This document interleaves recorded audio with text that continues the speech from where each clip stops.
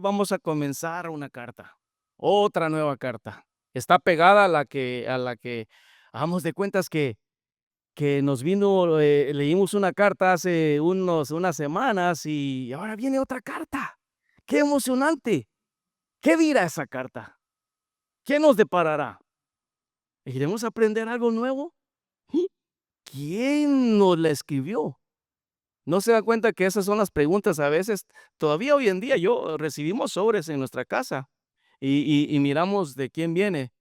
Si son biles, ay, lo dejamos ahí, no, ahí después lo voy a ver. Pero si son, documentos importantes, uno rápidamente viene y lo destapa porque es importante. A ver qué es lo que qué es lo que nos trae esa carta. Hace una semana, hace unos días, apareció la persona que antes vivía en esa casa. Y nosotros estuvimos recibiendo un montón de documentos y cartas y sobres de los dueños de los que eran de esta casa, y no los abríamos porque nosotros los íbamos guardando, pero llegó un momento que era bastante y se lo tuvimos que dar de nuevo al de USPS, y apareció la persona preguntando que le había costado cambiar, la dirección y que, estaba buscando un documento importante, porque era de suma importancia, y teníamos algunas que otras todavía sobres, ahí se los tuvimos que dar, pero lo que yo quiero decirles es que él estaba tan, apresuroso, se puede decir, de encontrar esa carta, porque había un documento que él necesitaba. Y lo mismo nosotros deberíamos de tener en cuenta que cuando leemos la palabra de Dios, ser presurosos para ver qué es lo que Dios nos va a enseñar a través de la palabra de Dios. Y hoy, precisamente, es una carta.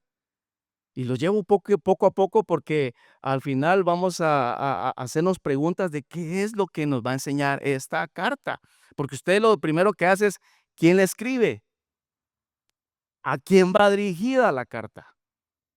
Y vamos a abrir nuestras Biblias a la carta de Santiago, está después de Hebreos, y, y vamos a aprender parte del primer capítulo porque este capítulo tiene varias perícopas. ¿Sabe qué es una perícopa?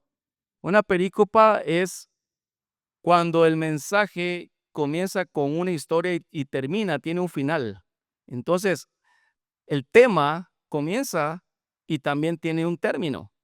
Entonces, a veces cuando un capítulo tiene varias perícopas es porque tiene varias historias. Y muchas veces usted debe de hasta de aprender a leer un capítulo que lleva puntos y comas, como usted puede aprender a detallar, oh, aquí la palabra de Dios cambió de tema y no es el mismo. Entonces usted puede ir aprendiendo también y ahí en esta hay varios temas en este capítulo, muy, pero muy interesantes en el primer capítulo, pero déjenme hablarles algo acerca porque este es un estudio bíblico y por eso es que estamos aprendiendo. Les decía a ustedes que cuando uno recibe una carta, la pregunta que nos hacemos es, ¿quién la envía? En este caso vemos ahí un título, la Epístola Universal, no sé qué dice en su Biblia, pero aquí dice la Epístola Universal de Santiago. En este caso, epístola quiere decir carta de Santiago. Hay tres nombres en la Biblia de hombres que se llaman Jacobo. Jacobo quiere decir Santiago, para que lo tomen en cuenta. Esto nos da una idea de quién escribió la carta. En la parte del primer versículo, usted se da cuenta que en cada carta, a excepción de Hebreos, ¿sí? Que dijimos que Hebreos tenía un autor desconocido, estábamos hablando con Pastor César hace un momento, pero aún así tiene muchos temas muy interesantes. Pero aquí dice en el primer versículo, ¿qué dice su Biblia ahí en el primer versículo? Abra su teléfono y abra su Biblia, manténgalo abierto. Dice Santiago. Nos da una pauta, ¿quién es Santiago? Pero en estos versículos, si a usted le gusta anotar, hay varios nombres con el nombre de Santiago, que en términos generales es Jacobo. Ya tenemos una idea. ¿Quién escribió la carta? Pero me confunde un poquito porque también es Jacobo. ¿Quién era? ¿Quién era? Santiago era Jacobo, ¿sí? Entonces, En la Biblia se menciona alrededor de 7 Jacobos, pero de los más importantes vamos a mencionar 3. Veamos en Marcos 1:19, el hijo de Zebedeo y hermano de Juan. Dice así Marcos 1:19, pasando de ahí un poco más adelante, vio a Jacobo, hijo de Zebedeo, y a Juan su hermano, también ellos en la barca que remendaban las redes. Y luego los llamó y dejando a su padre Zebedeo en la barca con los jornaleros, le siguieron. Ah, ahí va un Jacobo. ¿Será que ese es el que la escribió? Vamos a ver, sigamos a ver. Hay otro. A ver, dice Mateo 10:3, el hijo de Alfeo, uno de los apóstoles. Felipe, Bartolomé, Tomás, Mateo el publicano, Jacobo, hijo de Alfeo, le veo por sobrenombre Tadeo. Ah, ahí está otra vez, aparece otro nombre, Jacobo. Ah, pero yo creo que este tampoco es el que escribió esa carta. Vamos, sigamos. Oh, este me suena muy interesante. Vamos a ver. Mateo 13:55. El hermano de nuestro Señor Jesús. ¿Mm? ¿Qué dijo, hermano? ¿Qué dijo, pastor? El hermano de nuestro Señor Jesús. Hermano. Sí, todos sean hermanos. No, hermano de sangre. Pero solo de papá. ¿Sabía usted eso? Ah, gracias, hermana Vilma. Amén. Dice en Mateo 13:55, dice, ¿no es este el hijo del carpintero?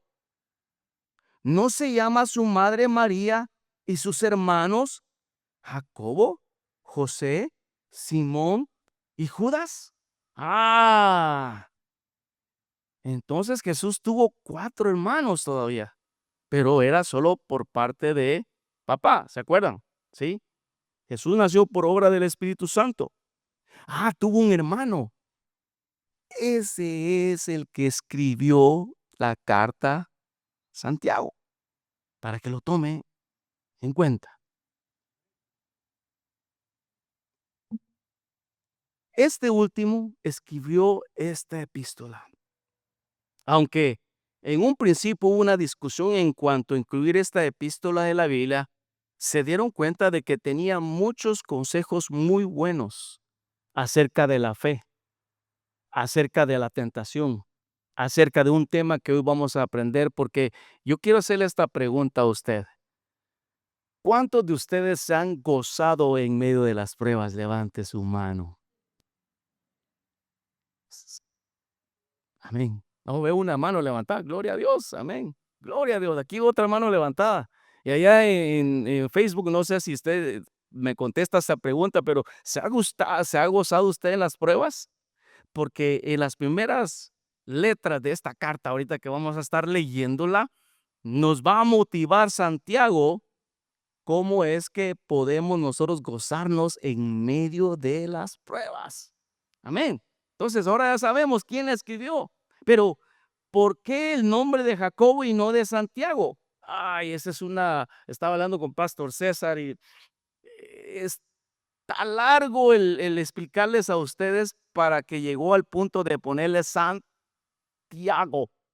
Porque en un momento, como ustedes están viendo, es que el nombre exactamente de la persona es Jacobo. En el hebreo dice Jacobos. Diga conmigo, Jacobos. Jacobos. Sí, era en el hebreo. ¿Sí? Entonces, es más bien pronunciado como Lago, pero en latín, el idioma religioso más común por casi 10 siglos. El nombre era Jacobus. Por supuesto, al ser uno de los autores de la escritura, esto no lo vaya a confundir, por favor, pero tome nota. La Iglesia Católica canonizó a Jacobo como un santo. Ahora ya no era Jacobo, sino que era San Jacob. ¿Sí? En el latín, Sanctus Jacobus.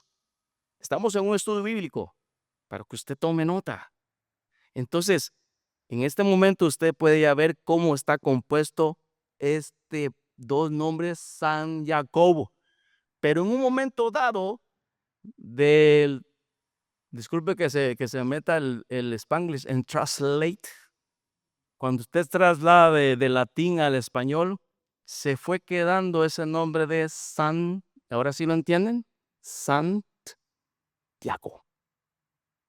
¿Sí? Pero físicamente, el que escribió el hermano de Jesús llamado Jacobo. ¿Sí me entiende? Es interesante. Ahora sí ya sé quién la escribió. Jacobo, el hermano de Jesús. Ja, pero en un momento dado, todos sus hermanos no creían. Vea usted eso, como ocurre muchas veces con cada uno de nosotros. Venimos a los pies del Señor, pero nos tildan de locos, ¿no cree usted? Jesús, nuestro Señor Jesús, haciendo milagros, sanando enfermos, los propios hermanos lo creían loco, ¿sí? Y no fue hasta que Jacobo vio con sus propios ojos, después de la resurrección, fue uno de los que Jesús se le aparece y él cree a Jesús. Mire qué tremendo. Entonces, vemos aquí ahora, se nos vuelve más interesante empezar esta carta, a leerla. ¿Qué es lo que nos va a decir Jacobo? ¿Quién era? El hermano de Jesús. ¿Cómo dice hermana? A ver. Santiago, ¿sí? Santiago. Lógicamente aquí lo vamos a mencionar como Santiago, pero yo creo que usted se quede en su corazón que originalmente el nombre es Jacobo, el hermano de Jesús. ¿Estamos bien? Muy bien, perfecto. Entonces, Santiago recibe una visita especial del Señor después de que Él resucitó. Es cuando Él cree. Vea, si usted le gusta anotar, anótelo. 1 Corintios 15:7 dice, después apareció Jacobo, después a todos los apóstoles. Cabe mencionar que ninguno de sus hermanos eran creyentes en un principio. En la cita bíblica, Juan 7:1 al 10 menciona que a él, a Jesús, sus hermanos le hablaban muy, hey, ven o vete para Judea porque si quieres que ya te vean, lea la historia. Juan, anote ahí a Juan 7:1 al 10, donde menciona a Jesús y sus hermanos que lo tildan le dan a entender como que él es un loco. Pero uno de ellos, Jacobo, cree en él cuando lo ve después de resucitar. ¿No dan gloria a Dios ustedes por ello? Que su hermano ahora está plasmando en ah, una carta con llena de consejos prácticos, pero ya sabemos quién la escribió. Ahora, ¿a quién va dirigida la carta? Veamos los primeros versículos. Aquí dice, siervo de Dios. La palabra siervo significa doulos, que literalmente es esclavo. ¿A cuántos les gusta ser esclavos? Levante su mano. No veo ninguna mano levantada. Pero, ¿sabe una cosa? Cuando a alguien le llaman así, hey, siervo, venga para acá, venga, siervo. En el original está diciendo que es un esclavo, pero ¿sabe una cosa? Qué lindo ser esclavo del Señor Jesucristo. ¿Cuántos son esclavos del Señor Jesucristo? Amén. Entonces, cuando usted sepa y ve la palabra siervo, en este caso, no siervo, escuche bien, siervo con S, porque en los Salmos hay un siervo con C que es un animalito, como un venadito, para que lo tome en cuenta. Cuando usted ve ahí en los Salmos, oh, como el siervo. Ah, sí, el hermano Walter dijo de que es esclavo. No, no, no. El siervo que dice ahí es el animalito, como un siervo busca por las aguas. Pero aquí, siervo significa dulos, esclavo. ¿Estamos listos? Dice, y del Señor Jesucristo a las 12 tribus que están en la dispersión. Ah, ya me da una idea para quién va dirigida esta carta. A todos los judíos que están, en este caso, alrededor del mundo en la dispersión. ¿Qué significa dispersión? Vea, en estas citas que le voy a mencionar, también habla acerca de este significado. Juan 7:35 dice, entonces los judíos dijeron entre sí, refiriéndose a Jesús, ¿a dónde se irá este? Que no la hallemos. Se irá a los dispersos, escuche la palabra dispersos entre los griegos y enseñará a los griegos. También otra cita bíblica, primera de Pedro 1:1 dice, Pedro, apóstol de Jesucristo, está dirigiendo esta carta en primera Pedro a los expatriados de la dispersión. Y menciona ahí varias ciudades. Pero, ¿qué era la dispersión? consistía en judíos que habían salido de Palestina, pero continuaban en contacto con su tierra natal, regresando a ella en las festividades cuando les era posible. Nótese que cuando estábamos estudiando el libro de los Hechos, en el capítulo 2, podemos ver que una multitud llegó a Jerusalén, ¿sí? ¿Y qué dijo el Señor Jesucristo ahí? Espérenme en Jerusalén. Hechos 1:8, y recibiréis poder cuando haya venido sobre vosotros el Espíritu Santo y me seréis testigos en Judea, Samaria, Jerusalén y hasta lo último de la tierra. Era ahí en esa ciudad porque había una festividad y estaba toda la ciudad llena porque estaban regresando los que habían sido dispersos. Pero ¿por qué habían sido dispersos el pueblo de ahí?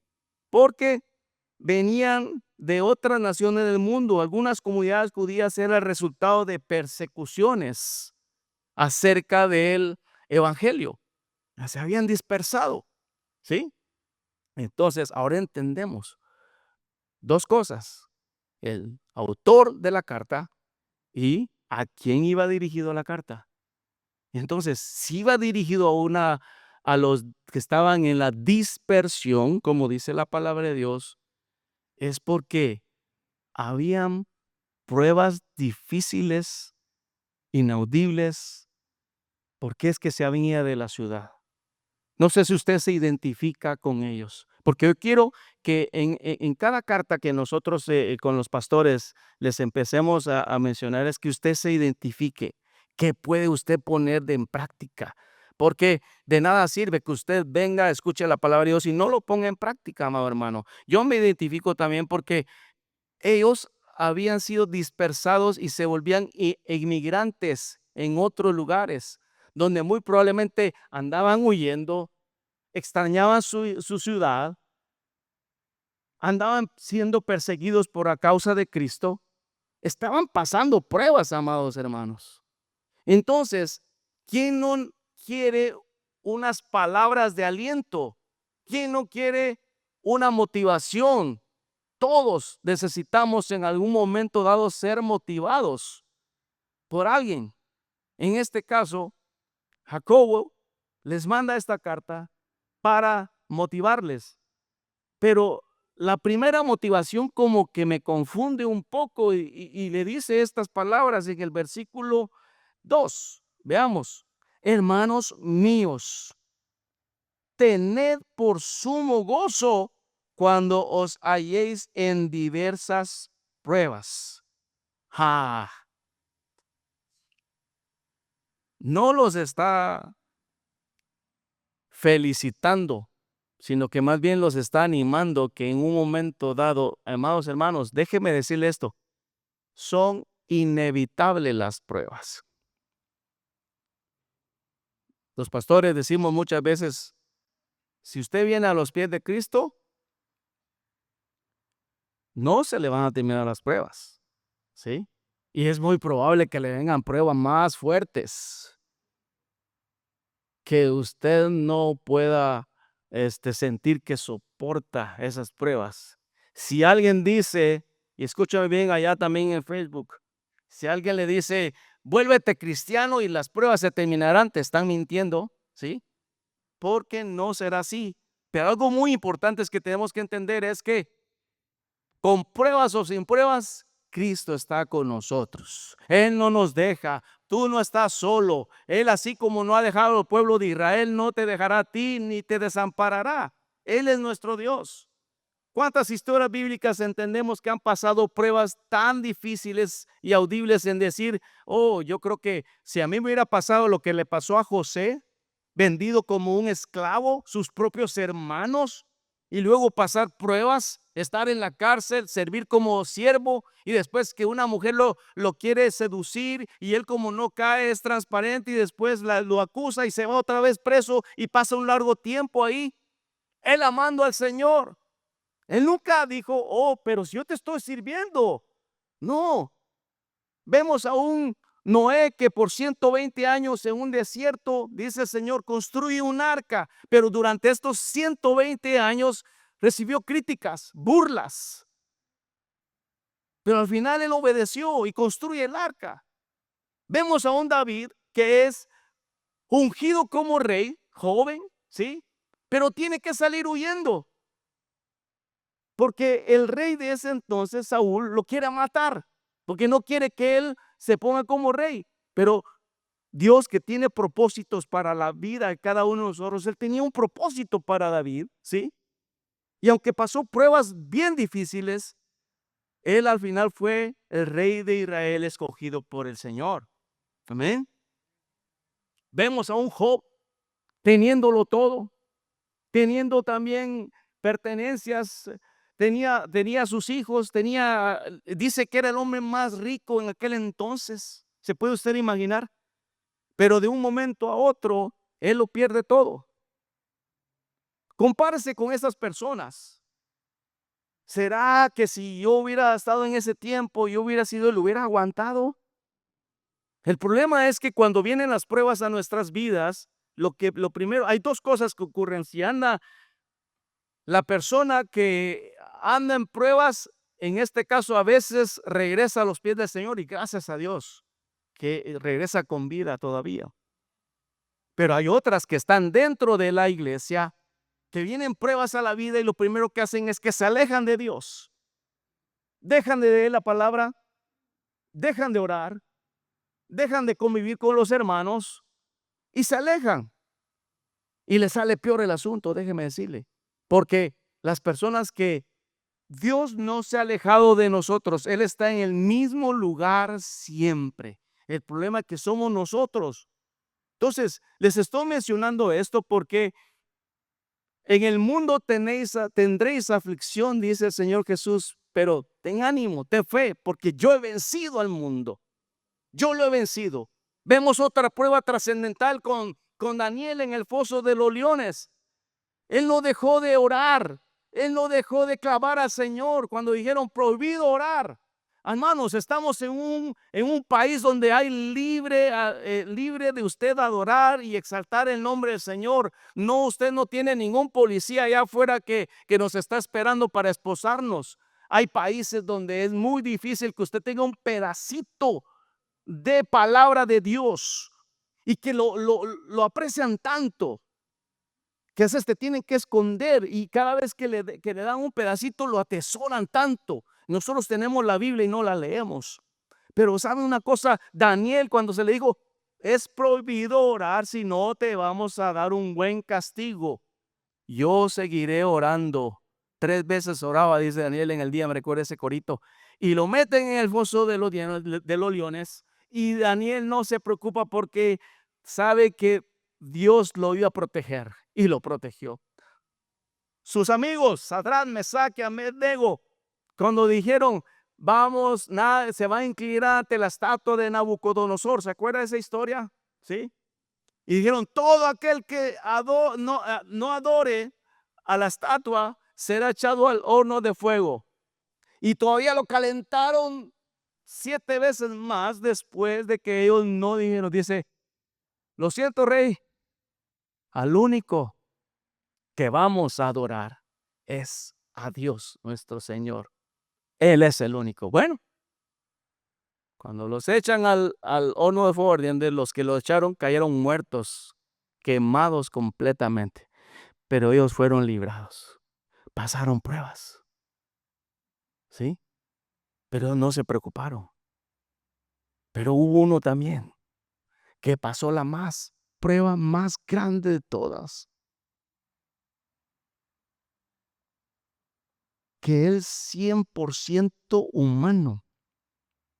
Allá en el monte, dijo con sus propias palabras, Señor, pasa de mí esta copa. Estaba preocupado, pero no para tirar la toalla, sino para seguir adelante con lo que él estaba enfocado a hacer. Dice que sus gotas de sudor eran como gotas de sangre. Llegar a ese punto es que había una preocupación. Pero las palabras que me encantan a mí de él es que dice, pero no sea como yo quiera, sino como tú quieres. Y ojalá que cada uno de nosotros dijéramos esas palabras cuando nos encontremos en pruebas. El pueblo al cual iba dirigido esta carta estaba en pruebas, ya lo dije un momento dado. persecuciones, no estaban en su país, estaban pero tristes, pero Santiago le dice, gózate. Esto no quiere decir que usted se va a poner a reír. Oh, se me murió fulano. No, no, no, no, no quiere decir eso. Usted, cuando usted se goza, Señor, estoy afrontando esta prueba difícil, enfermedad incurable para los médicos, pero Padre, yo sé que tú me vas a sostener. Señor, voy a irte a alabar a la iglesia. Estoy aquí en el cuarto alabando y glorificando. No dejo de, yo no voy a reprocharle al Señor por lo que está pasando en mi vida, a eso me refiero yo. No dejo de leer la vida porque la palabra de Dios ahí me va a dar una palabra viva cada día, decir, ten ánimo, ten fe, no te dejo. Él es nuestro Señor Jesucristo. ¿Sí? El pueblo estaba pasando pruebas y le dice entonces ahí, tened por sumo gozo. La palabra sumo significa en su totalidad, no una parte, no la mitad, sino tened por sumo gozo. Y recuerde que la palabra gozo está dentro del fruto del Espíritu, ¿sí? ¿Cuáles son los frutos del Espíritu? Amor, gozo, ajá, paciencia. Y tres de las que se mencionan ahí están dentro del fruto del Espíritu. Amén. Gozo. Más adelante vamos a ver qué otro. Dice, cuando os halléis en diversas pruebas. La palabra cuando, vea que se menciona de una manera muy interesante ahí. No dice ahí Santiago y le dice, tened por sumo gozo si os halléis en pruebas. No, no, no, no. No está diciendo ahí eso, sino que le está diciendo cuando os halléis en pruebas. Por eso les decía a ustedes, las pruebas son inevitables. ¿Sí? Van a venir. Van a haber pérdidas de un ser querido. Va a haber pérdida de trabajo. Ese negocio que usted probablemente quería y iba a ser bueno para seguir adelante y mantener a la familia, probablemente se cayó, pero viene otro mejor. Esa enfermedad que usted tiene es pasajera. Dios lo va a sanar. Los médicos han detectado, oh, le tengo malas noticias. Sí, pero Dios tiene buenas noticias. Él es mi sanador. Él es mi sustentador. Él no nos deja. ¿Sí? No hay nada en el banco, gloria a Dios, mañana va a haber. Porque así es nuestro Señor. Cuando os halléis en pruebas, yo lo recibo con gozo. Yo le digo a usted, siempre le digo, que se pasa pruebas bien difíciles. ¿Sí? Y recuerdo fehacientemente que mi papá estaba siendo enterrado martes y yo tenía que ministrar miércoles. Y también me habían preguntado por ahí, hermano Walter, ¿quieres tomarte unas 2 semanas para recuperarte? Y yo le dije estas palabras, no, a mí me fortalece el cantarle a mi Rey de Reyes y Señores, Señores. Y aquí estaba yo cantando el miércoles, ¿sí? Alabando a mi Señor. Lloré, sí, como humano. No pude estar allá en el momento de mi papá partió con el Señor. No pude estar allá para enterrarlo. Pero ¿sabe una cosa? Dios me fortaleció y seguí adelante. Por eso yo le digo a ustedes, Dios nos ayuda en las pruebas. Cuando todo anda bien, adora al Señor. Cuando todo anda mal, adore al Señor. Así debemos de hacer siempre. Amén. Entonces dice que tenga por sumo gozo. Por eso dice Santiago, cuando os halléis, como le decía, entiendo que es muy difícil sentirse mal, pero también algo que produce la prueba, dice, sabiendo que la prueba de vuestra fe produce paciencia. Tome nota de esto, la fe no es producida en las pruebas, sino que es probada. En este caso, sabiendo que la prueba significa como que está tomando un test, está tomando un examen, a ver qué tanto está tu fe cuando estés pasando una prueba. Dios ya lo sabe, Dios ya lo sabe. Él nos ve desparramados en el piso cuando, Padre, ¿por qué me está pasando esta situación? Pero la clave está esto, amados hermanos, que nosotros no nos alejamos de Dios. ¿Sí? No nos alejamos de Dios. Viene la prueba, no nos alejamos. ¿Lloramos? Sí, lloramos. Pero, amados, le decimos al Señor, aquí está mi vida. Aquí está mi corazón, Señor. Aquí está, Padre Celestial. Yo recibo lo que tú me estás dando también, Padre bendito, pero yo te sigo adorando y glorificando tu nombre, mi amado Señor. Por eso dice aquí que la fe no es producida en las pruebas, sino que es probada como un examen a través de las pruebas. Dice 1 Pedro 1:7, para que sometida a prueba vuestra fe, mucho más preciosa que el oro, el cual aunque perecedero se prueba con fuego, sea hallada alabanza, gloria, honra cuando sea manifestado Jesucristo, porque le estamos esperando a Él. Las pruebas que usted está pasando no son comparables, dice la palabra de Dios, con la gloria venidera. Aquí estamos pasando pruebas, pero no se compara con lo que vamos a vivir por la eternidad. Amén. Dice, las pruebas revelan qué tipo de fe tenemos, no para que Dios sepa qué tipo de fe tenemos, porque lo decía y Él ya lo sabe, sino para hacer nuestra fe evidente a nosotros mismos y a aquellos que nos rodean. Recuerde que si usted, y esto va para los líderes, si usted es líder, mi amado hermano, hay muchos que lo observan a usted. Y cuando usted tambalea, yo sé que necesitamos ayuda de que nos levanten, pero amados hermanos, si somos líderes y estamos en contacto con el Señor, amados hermanos, nosotros somos los que también podemos que ayudar a otros, porque ellos ven, oh, el pastor Walter, está sin trabajo, pero dejó de venir a la iglesia como 3 meses. No. Porque si yo les he predicado que su mano me sostiene, Él no nos deja, Él es nuestro proveedor, y dejo de venir a la iglesia porque me quedo sin trabajo, no. Sigo viniendo a la iglesia. Yo siempre recuerdo que salió una comitiva, estaba sin trabajo allá en Guatemala, y fuimos a una semana a un evento misionero al Petén. ¿Conocen ustedes Petén en Guatemala?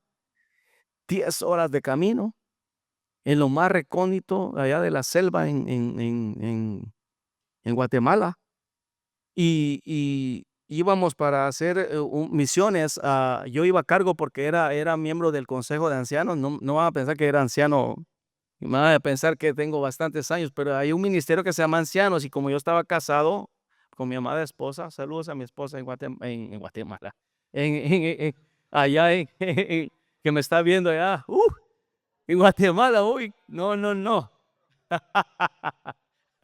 Pues sí, vamos a irnos así, vamos a regresar. Pero estábamos y lo que me encanta, amados hermanos, nos donaron ropa, nos donaron víveres y llevamos a hacer VBS allá por una semana.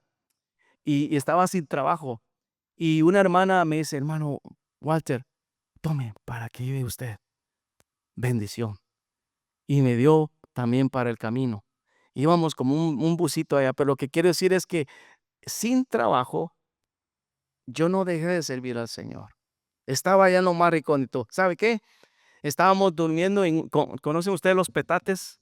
Unas cosas así que, sí, en la tierra. Dormíamos en unas casas que era de adobe y el baño quedaba como de aquí hasta la esquina de la casa, de la casa, en la noche. Pero sabemos, y para bañarnos en un río, ¿sí? Entonces, ¿por qué le digo esto? Porque en medio de las pruebas, vuelvo a decir, usted siga sirviendo al Señor con regocijo. No se dé por vencido, ¿sí? Entonces, le tengo esta experiencia que yo tuve, aún en medio de eso, estaba sin trabajo y llegué allá. Dice, aquí vemos que la fe es probada. Esto demuestra que la fe es importante también tenerla. También la fe es parte de los frutos del Espíritu Santo. También produce paciencia. Las pruebas no producen fe, pero cuando las pruebas se reciben con fe, estas producen paciencia. Esta palabra viene del original griego hupubé, para que lo tome nota. No significa que la espera es pasiva, sino el sufrir sin rendirse. Usted tiene una prueba, no se rinde, no es quedarse paciente sin hacer nada, sino si viene una prueba difícil a su vida, continuamos orando, continuamos ayunando, continuamos leyendo su palabra. No nos rendimos ante las adversidades porque sabemos que Dios está con nosotros. Dios está con usted, Dios está con usted, Dios está allá con usted donde me está escuchando. Él no nos deja. Dice ahí la obra completa de la paciencia. Esta obra viene lentamente para que florezca enteramente. La paciencia es la marca de las personas que son perfectos y cabales sin que os falte cosa alguna. Pero no solamente eso necesitamos para afrontar una prueba. Necesitamos la sabiduría de Dios. Por eso dice ahí en el versículo 5, y si alguno de vosotros tiene falta de sabiduría, pídala a Dios, el cual da a todos abundantemente y sin reproche. Las pruebas son temporadas necesarias para buscar la sabiduría de Dios. Las pruebas nos hacen madurar, ¿sí? Nos hacen estar parados siempre sobre la peña. Dice, si le falta sabiduría, ¿qué tiene que hacer? Amén. ¿Y qué dice también? Pida con fe. ¿Y qué más? No dudando nada. 3 cosas, ¿sí? Dice ahí, si le falta sabiduría. Créame que yo en Guatemala era dibujante de construcción, dibujaba planos de obras, pero nunca me había subido maquinaria pesada. Y en el trabajo me encargo de llevar materiales, pero he tenido la necesidad de utilizar el excavador, el vodka y el forklift, pues se me hace ya fácil años de usarlo acá.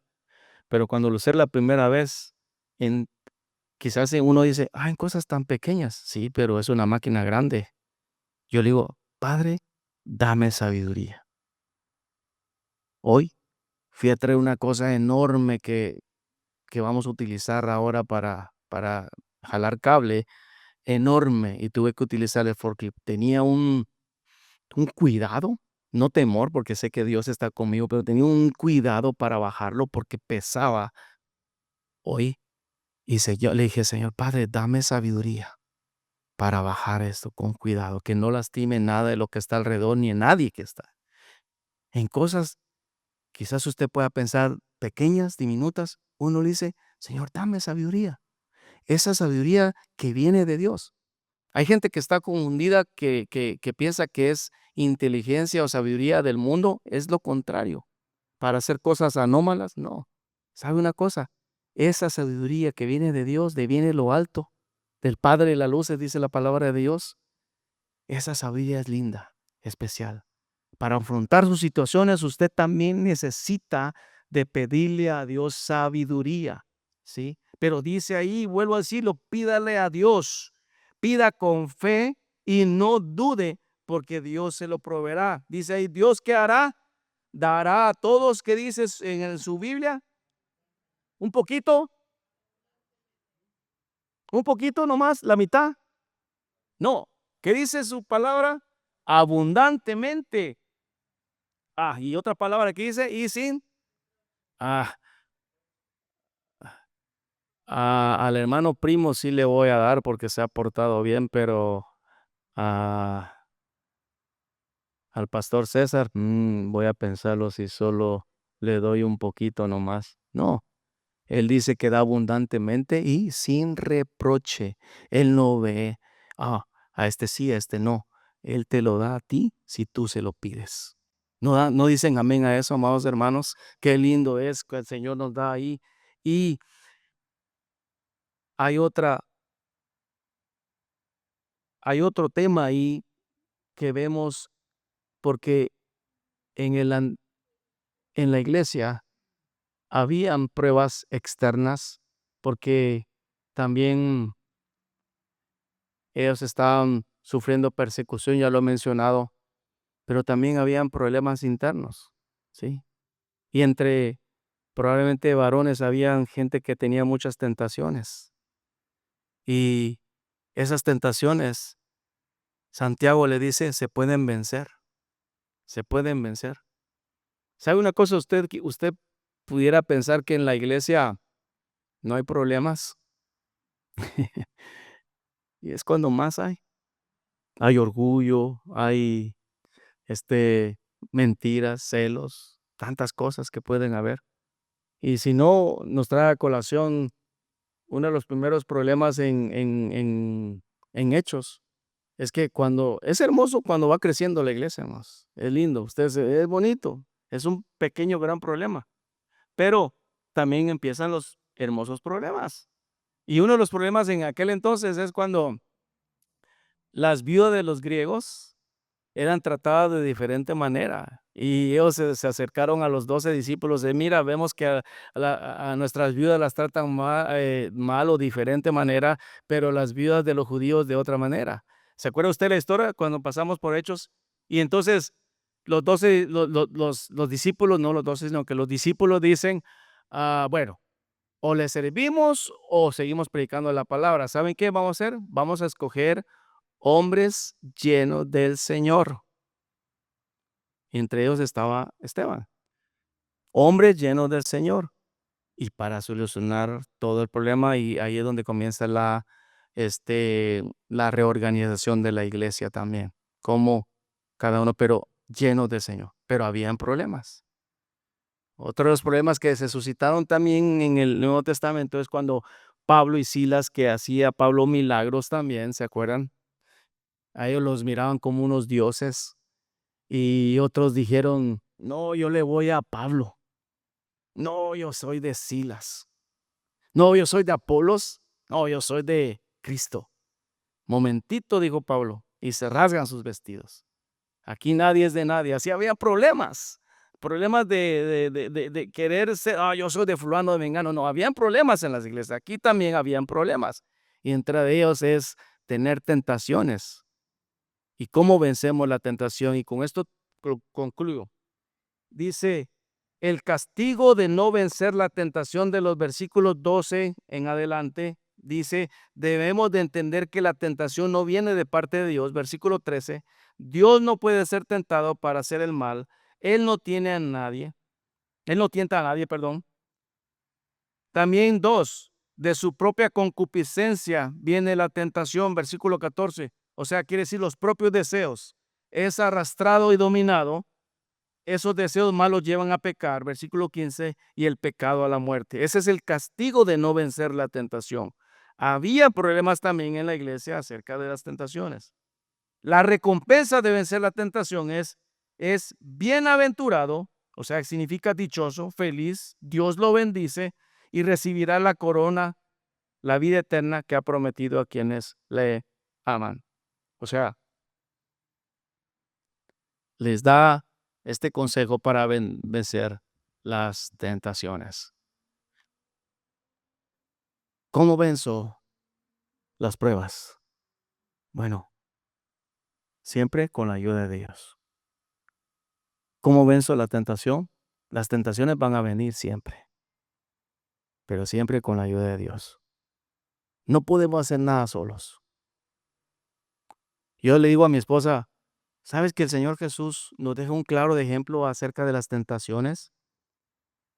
Nuestro Señor Jesús, cuando fue llevado al desierto para comenzar su ministerio, Él